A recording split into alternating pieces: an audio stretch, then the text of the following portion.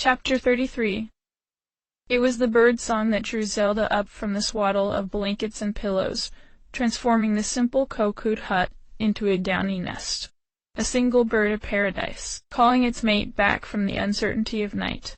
From down the slope of the island, the throaty chime of an egret curling up into the damp, salted air like a shaken maraca. So early, the tendrils of ocean fog were rolling across the island's beachside knoll, silent, swelling ghosts of the sea breeze. She could feel the dew of daybreak clinging to her light nightgown's gauze, cooling her skin as she sat up, meeting the warm island air clouding thick into their humble shelter. It still took her a few lingering moments, the brief fall from dream to dawn, to grasp where she was, who she was, who was there. A jolt of her muscles as she seized awake until easing back into the calm of certainty. All was well. Today, at least, she was fine. She didn't need to breathe any further into it. No counting herself up and down out of dread. The morning, and its quiet, sun-dappled gifts, were as far forward as she needed to go. Stretching her toes and fingers out as far as they'd reach, she crawled forward on her hands and knees, plotting to catch sight of the pink heron who'd laid her claim to the highest jutting rock from the cove. If she was stealthy enough, perhaps she could glimpse the blazing sunrise without disturbing her. A hand clamped down around her wrist, wrenching her back against the pillows. Anne, of surprise and delight rose from the splay of cotton and golden hair, Link's bare chest cresting over her like a wave, pinning her left arm in a halo above her head. His own flaxen hair was tousled about his sharpened stare, that forbidding intensity he could conjure as naturally as sparks from a flame. "I didn't say you could leave yet," he admonished, the leather of his gauntlets pressing checkered indents into her arm. "Oh, but please," she begged through a grin, rising up to plant a well of soft kisses along his clavicle. "I've been so good, after all." He, Ed, clicking his tongue as he shook his head. "You know that's not true, Zelda." His left free hand tracing a heart from the part of her hair around her round face, his fingers hooking her lower lip. She wrapped her mouth around them, hungry and eager, her tongue dancing curlicues around his middle and forefinger, sucking them up against the roof of her mouth. The taste of splintered wood and pulpy, overripe melon wafted up her nose and throat, the last remnants of the evening before around the campfire. Laughing and silent in spurts as the conversation dipped and fell, magnetic familiarity returning with the lag of the distance, still a gulf. A place they convened to fill in with such nights, with mornings like this. "You've told me exactly how bad you've been, haven't you?" She nodded, moaning into his deep grip. A remembrance from the courtyard frothed up in her mind, when summer's surge reshaped their outdoor chamber with less blankets and more stars. When the jolt of astonishment from seeing his face again had subsided, when the brush of his fingertips no longer sent her skin flinching with another apology. A steady knitting of her heart and mind and body back together, around a presence becoming less jarring with each shared breath. With each balmy night he nudged closer, sooner, letting her rest nuzzled in his warmth. The next, his hand running down her arm. Then, he claimed her hand once more, clasping it through their slumber.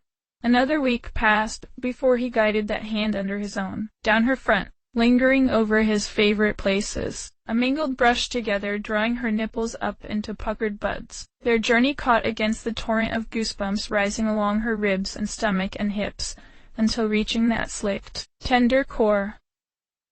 He worked her fingers with his own, with the familiarity of a musician playing a song he could never forget.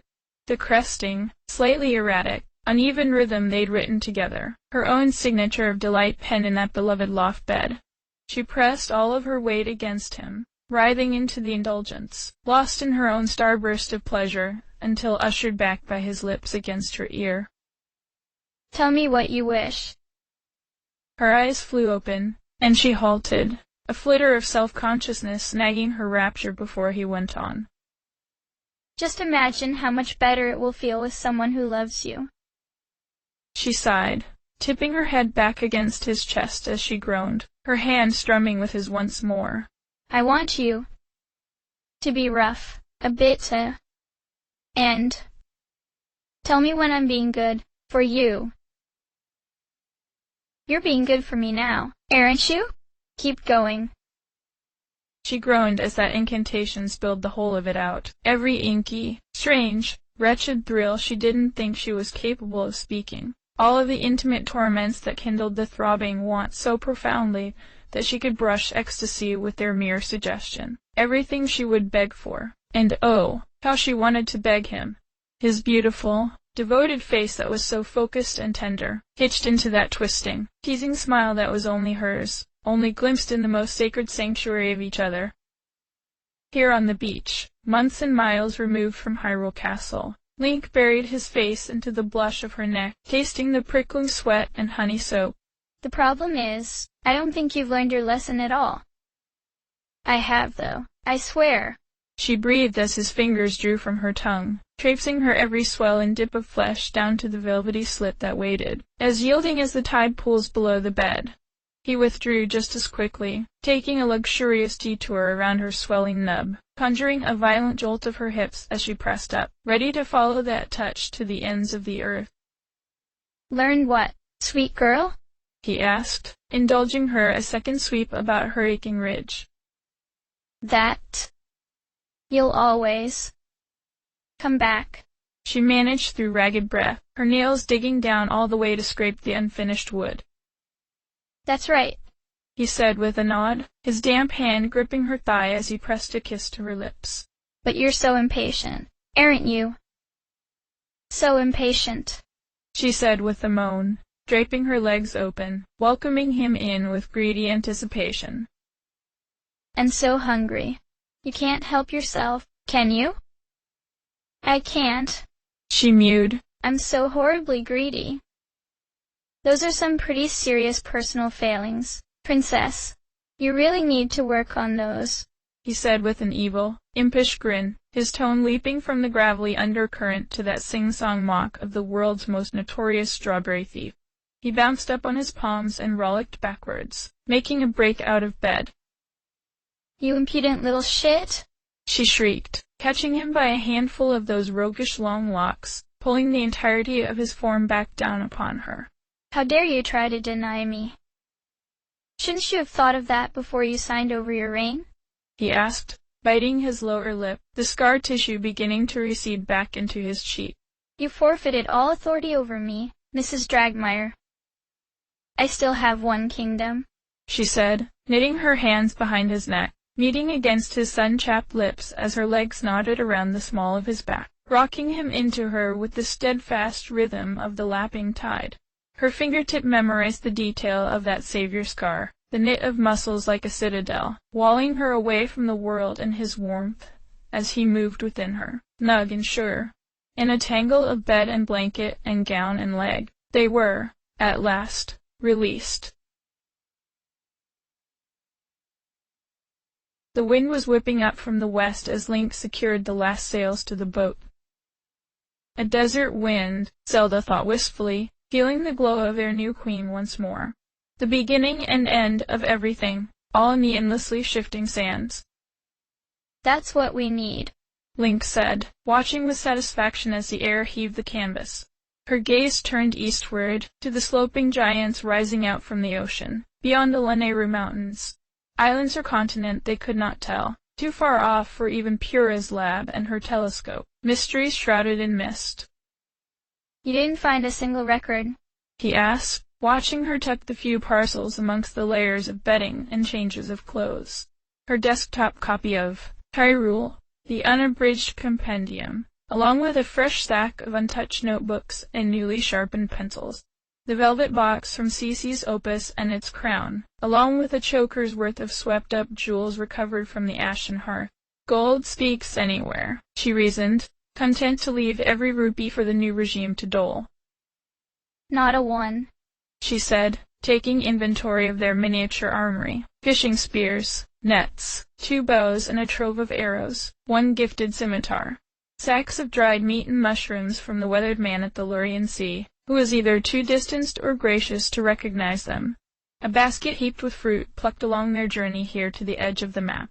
The dustiest, deepest recesses of the royal library yielded little concept of Outside Hyrule. A song-filled dream. Falling moon. A mirror to another side. A loft of sky.